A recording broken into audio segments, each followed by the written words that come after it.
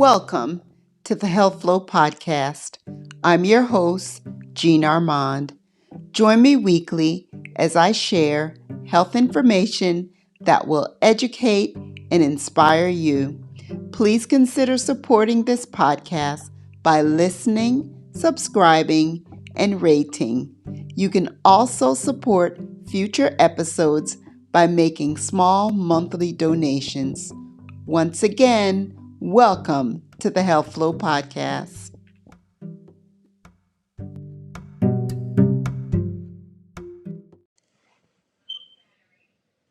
Are you thinking about starting your own podcast? If so, Anchor is the easiest way to make a podcast. Let me explain. Number one, Anchor is free.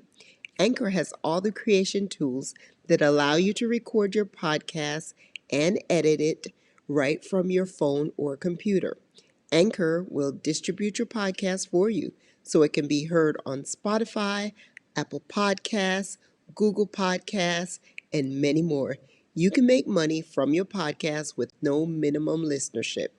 Anchor is everything you need to make a podcast in one place. Download the free Anchor app or go to anchor.fm to get started.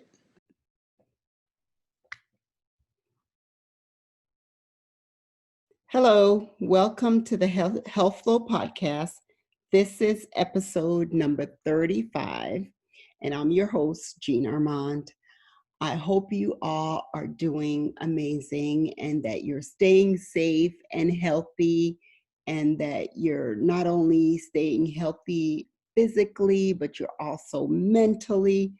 We're all feeling some of the stress that's going on. Um, I'm here in Atlanta, Georgia, where we're also on the social distancing. We're also on curfews. In at You can be out from 7 a.m. to 9 p.m. As each day we're watching the news, some of us are really living it. In my job right now, I'm hearing more and more cases, not just patients, but also co-workers. So it is getting a little tense. I mean, the majority of people that I know who are healthcare workers love what they do. Yes, we're challenged sometimes, but at the end of the day, to give a helping hand, to have a say in someone healing and overcoming of illnesses and disease just gives you, at least I know it does me, just a sense of gratitude and satisfaction, personal satisfaction that I'm a difference maker. So with all that said, I know wherever you are, I hope you're just staying safe and you're doing all the things that you can to prevent COVID-19. I have family in New Jersey. They're close to New York, and right now, New York is very high in the amount of people that's getting COVID-19, and New Jersey is second. It was very sad. Today, a personal friend of mine called me. I was on a three-way with her and a physician in New York, her brother. This is around 3 p.m. today. Today is Monday, March 30th, and I'll air this episode on March 31st. Around 3 p.m. today, she wanted me to be on the phone so I could further explain what the doctors were telling her. Her brother was diagnosed on Saturday. He went into the hospital critically ill with COVID-19. He was on Sunday. They made him a DNR. For those of you who don't know, DNR means do not resuscitate. That's how critical he was doing. And at 3 p.m., when they called her, she just wanted someone else to hear what the doctors were saying. So I was on the phone when the physicians was explaining to her that his blood pressure is extremely low. It was like 56 systolic.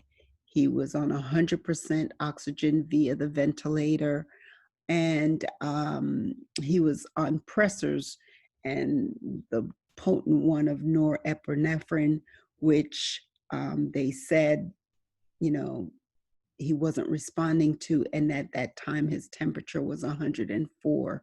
So I knew that it was, just a dire situation. I was able to, the three of us got off the phone, to talk to her further and explain in ways that she could understand what's really going on with her brother. And by 5 p.m. today, he passed away. I'm so sorry for that. So this thing is real. I have another friend, her dad was hospitalized Tuesday of last week. He was on the ventilator. He's probably in his 70s, I believe, on the ventilator. He was doing okay. Friday, he was off the vent. And around 2 o'clock today, she texted me just asking me to pray because they had to put him back on the ventilator and he wasn't doing well. This is real. This is real. It is real. And it's happening. And I'm not here to try and scare anyone. I know there's all sorts of different beliefs and talk. And sometimes my people are the last one to the party, meaning we're the last ones to take it serious. We're the last ones to take the precautions. Please stay home. Keep your elderly safe. And if you get too sick where it can't be managed at home, go to the emergency room. Weekly I get updates almost daily now from one of the emergency room physicians. On Friday, something was shared to our group, and it was sent from Johns Hopkins University. And this is explaining a little bit more about COVID and how we can prevent the transmission. So just to start off, this virus is not a living organism. So it's a protein. It is a protein molecule. It is covered by a protective layer of fat, a thin layer of fat. That's the only thing that is protecting this virus.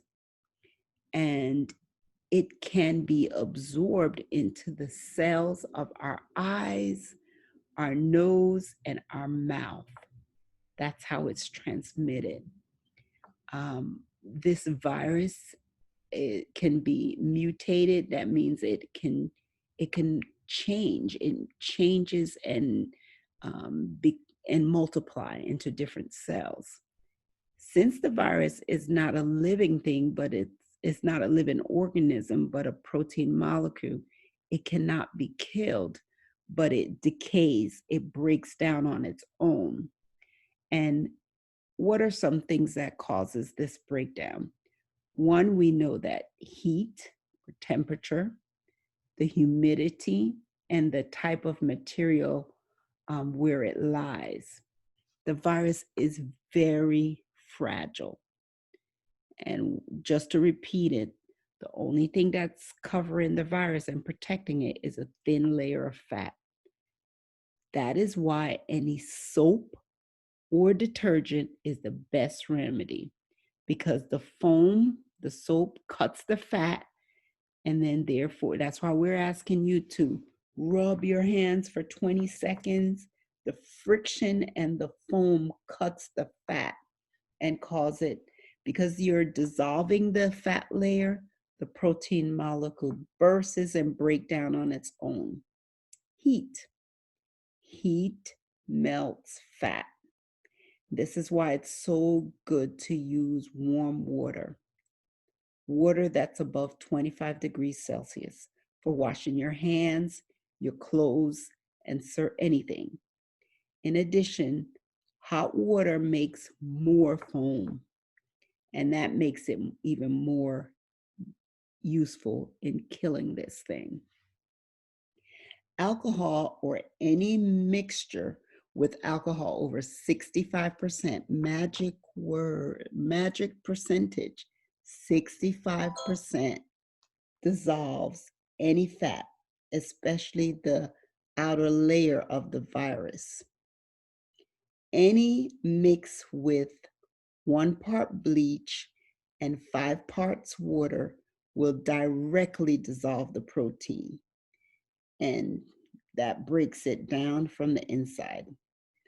Oxygenated water helps long after soap, alcohol, and chlorine, because oxygenated water is peroxide, because peroxide dissolves the virus protein, but you have to use it pure. Do not dilute peroxide. So H2O2, which is oxygenated water or peroxide, will also break the protein down. The virus, it's not a bacteria, so there's no bactericide that can kill it. So like it cannot be killed with antibiotics because it's not alive.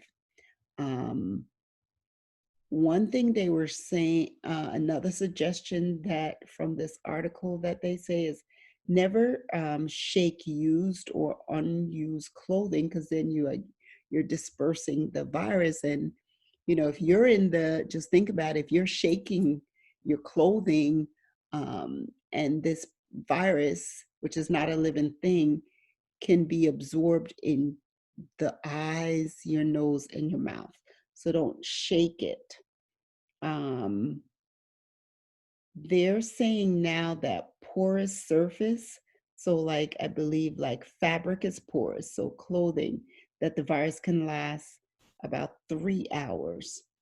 And things like on copper, it lasts 4 hours. Copper is a natural antiseptic, and wood is a natural antiseptic. Wood can be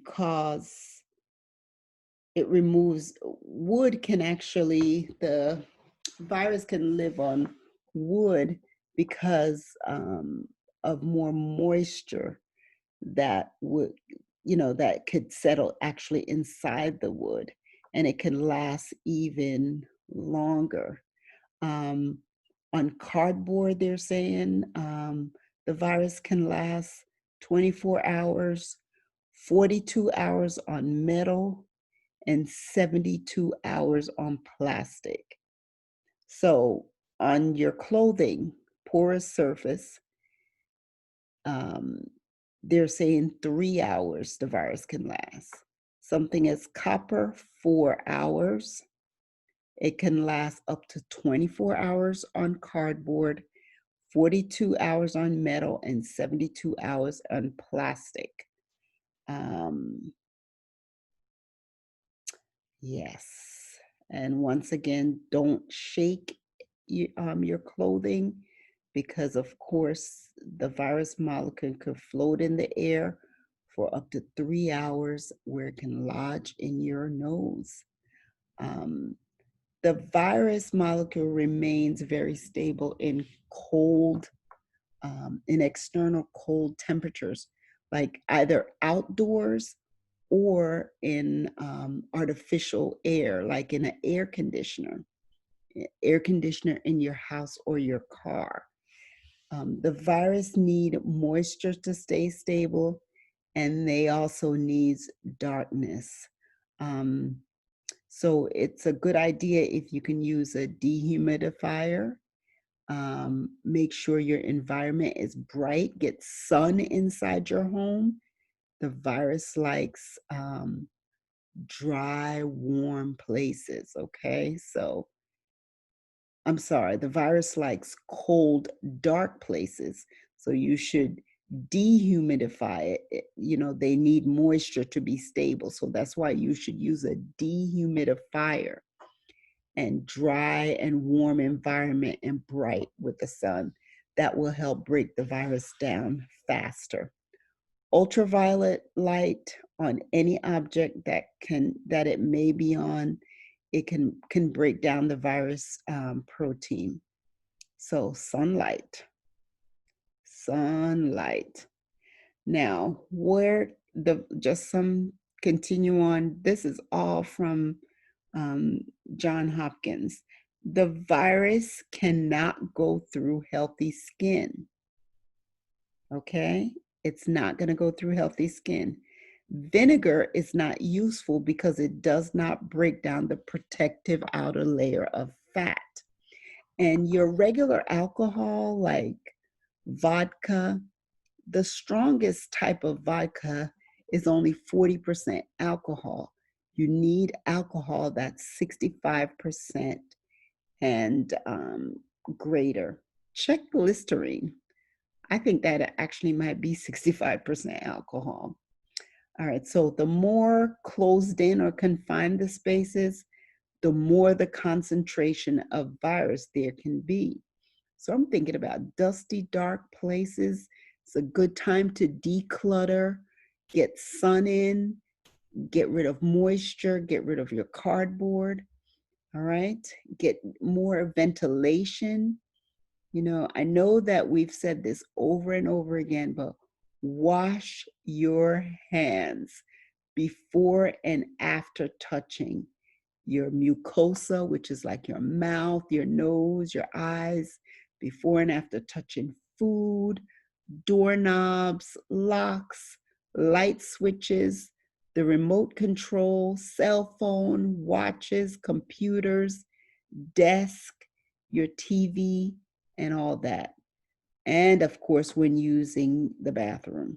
If you're in a public place, it's even recommend that you use the humidify your hands um, to dry your hands. Like, obviously, if they have paper towel, use that. But if they have the dry heat, that would be also great because the molecule can hide in the micro cracks, in the small cracks of your hand. So if you have heat, that's another way to get rid of it. Um, you should moisturize your hands really well and keep your nails short so that the virus don't hide in there. So that was all a lot. It was even, I hope I made myself clear. Take home is that warm water, soap can kill this virus. You could use peroxide directly, kills it. 1 part bleach, 5 parts water kills it.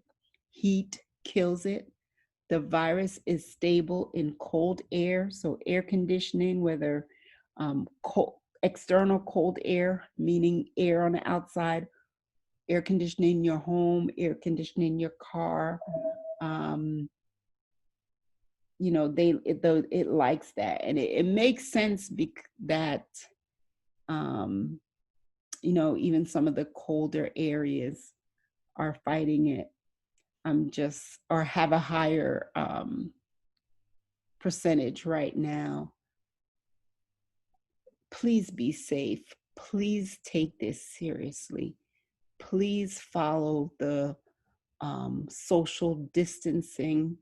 Please look out for your elderly or the people that have other health conditions, such as your diabetic patient, your kidney, heart patient. It attacks them more. They're more likely to become, your asthmatic patient, all that. Please, please stay safe. I am trying my best to stay safe, and to all those who are in healthcare, we're supporting each other, comforting each other. Stay connected. while you're indoors. This is a great time to declutter your home, clean it out, get some sunshine, get rid of any boxes and things that you need, you can. Um, Exercising, eating right, staying healthy, getting your vitamin C, getting your vitamin D especially if you can't get too much sun right now. Stay healthy and strong and healthy in your mind, knowing that you can get through this and you will get through this and we'll all get through this. Peace and blessings to you all. And I'll look forward to hearing from you. And until we'll just have to keep on talking about this thing until we all can move on. All right. Blessings to all.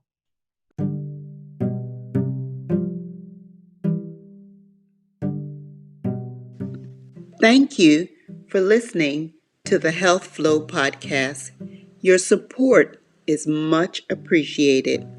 It is my goal to share health information that you find helpful. Email topics of interest to thehealthflow@gmail.com. Follow me on Instagram at thehealthflow, also on Facebook at The Health Flow. Don't forget to subscribe, rate, and share. Until next time, keep your health flowing.